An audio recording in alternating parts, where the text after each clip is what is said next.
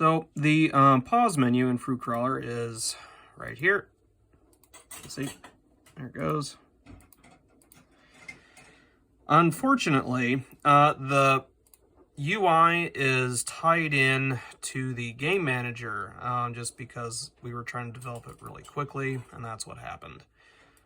So if I move canvas into another scene, which is where all the UI stuff is, we get a bunch of warnings down here saying that, there's cross-scene references detected, which are not allowed. So all of those references are in Game Manager, and I need to extract those out and decouple those dependencies and put them into Canvas on a script on Canvas so that there isn't a cross-scene reference. So this is the Game Manager script, and as you can see, it is responsible for managing a bunch of UI elements such as the zone cleared message, you lost, the win game screen, all that. And it really shouldn't be responsible for managing these things. The game manager should be responsible just for managing the game itself, and UI stuff like this should be controlled elsewhere. So my goal is to break these dependencies out of Game Manager and move them into a UI-specific script. Currently, we're just dumping everything into this one script here, Canvas script. This needs to be broken up into multiple smaller scripts as well. You don't want to have everything just in one gigantic script, but tackling one problem at a time, so we'll deal with that later.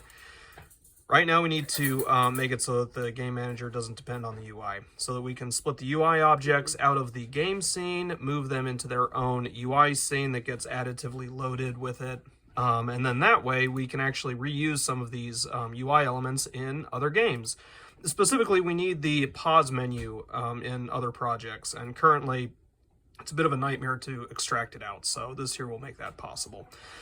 There's a lot of stuff that I need to extract out of here, so I'm going to just start at the top. I'm going to extract the zone cleared message, and get this moved into Canvas script. Currently, it's being opened up down here, and this is called after the score tally is finished, and then it saves the game, and then it opens up the zone cleared message.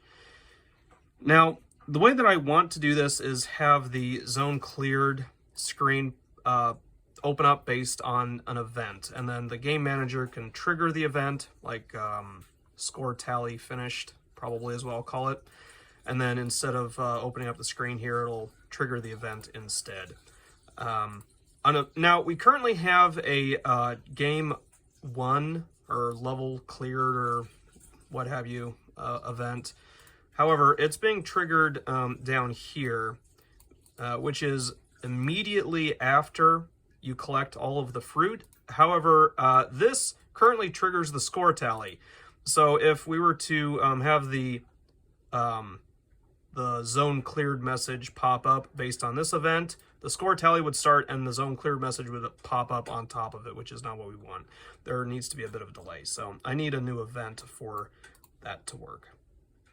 We have an event for winning the game. Unfortunately, it triggers as soon as you collect all the fruit, and that's not when the zone cleared message appears. So, for example, gonna collect all the fruit, one game, then the UI pops up. So there's a delay, and there's no event associated with the tally finishing and then when the zone cleared message needs to be displayed. So I need to add that. And this is pretty similar to the process I'm going to have to go through for extracting all of those. The extraction process is going to be largely based on creating new events, and then have those events drive the opening of the UI screens.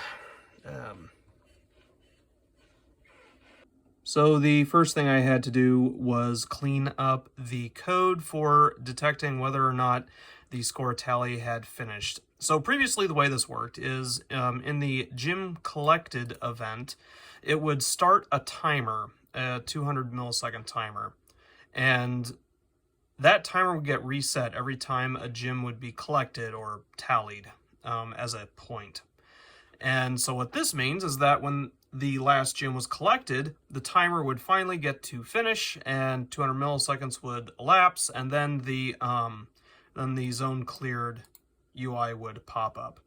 This was difficult to control, so in order to improve that, I made it so that the number of tail segments that the player has is now available as shared data. So to do that, I created a runtime set, which is basically just a scriptable object that has a list of, in this case, game objects on it. And the reason why this is helpful is it allows you to depend on the scriptable object asset instead of depending on on one of the player components.